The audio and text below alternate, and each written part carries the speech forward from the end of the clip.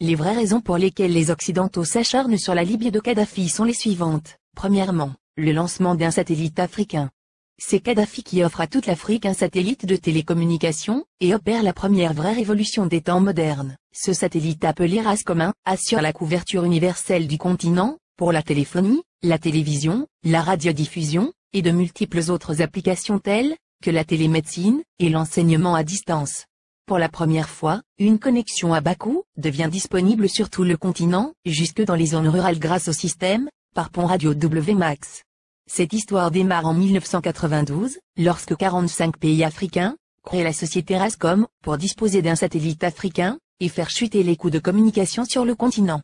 Téléphoner de et vers l'Afrique était alors le tarif le plus cher au monde, parce qu'il y avait un impôt de 500 millions de dollars que l'Europe encaissait par an sur les conversations téléphoniques, même à l'intérieur du même pays africain, pour le transit des voix sur les satellites européens comme Intelsat.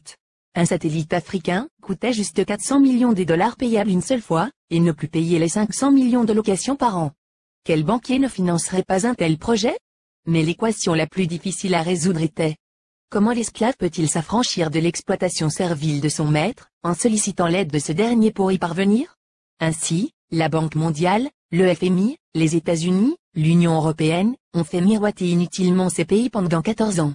C'est en 2006 que Kadhafi met fin au supplice de l'inutile mendicité. Aux prétendus bienfaiteurs occidentaux pratiquant des prêts à taux usuraires, le guide libyen a ainsi mis sur la table 300 millions de dollars, la Banque africaine de développement a mis 50 millions, la Banque ouest-africaine de développement, 27 millions, et c'est ainsi que l'Afrique a depuis le 26 décembre 2007 le tout premier satellite de communication de son histoire.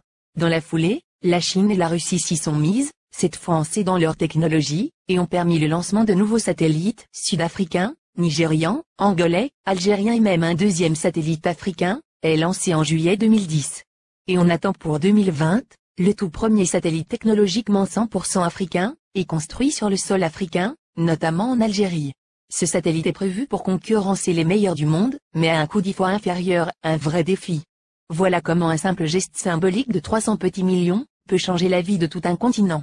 La Libye de Kadhafi a fait perdre à l'Occident, pas seulement 500 millions de dollars par an, mais les milliards de dollars de dettes, et d'intérêts que cette même dette permettait de générer à l'infini, et de façon exponentielle, contribuant ainsi à entretenir le système occulte, pour dépouiller l'Afrique. Deuxièmement, l'institution d'un fonds monétaire africain, entre autres. Les 30 milliards de dollars saisis par M. Obama appartiennent à la Banque centrale libyenne, et prévus pour la contribution libyenne à la finalisation de la Fédération africaine à travers 3 projets phares. La Banque africaine d'investissement à Sirte en Libye. La création dès ce 2011 du Fonds monétaire africain, avec un capital de 42 milliards de dollars, avec Yaoundé pour siège. La Banque centrale africaine, avec le siège à Abuja au Nigeria, dont la première émission de la monnaie africaine, signera à la fin du franc CFA grâce auquel Paris a la main mise sur certains pays africains depuis 50 ans. On comprend dès lors et encore une fois la rage de Paris contre Kadhafi.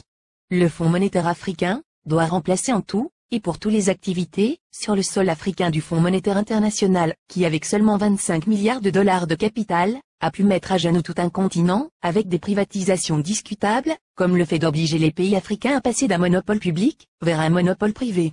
Ce sont les mêmes pays occidentaux qui ont frappé à la porte, pour être aussi membres du Fonds monétaire africain, et c'est à l'unanimité que le 16 au 17 décembre 2010 à Yaoundé les Africains ont repoussé cette convoitise, instituant que seuls les pays africains seront membres du Fonds monétaire africain.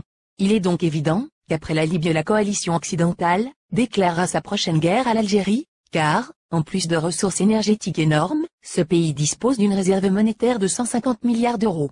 Ce qui devient la convoitise de tous les pays qui bombardent la Libye, et qui ont tous quelque chose en commun, ils sont tous financièrement en quasi-faillite, les États-Unis à eux seuls ont 14 000 milliards de dollars de dettes, la France, la Grande-Bretagne et l'Italie ont chacun environ 2 000 milliards de dettes publiques alors que les 46 pays d'Afrique noire ont au total moins de 400 milliards de dollars de dettes publiques.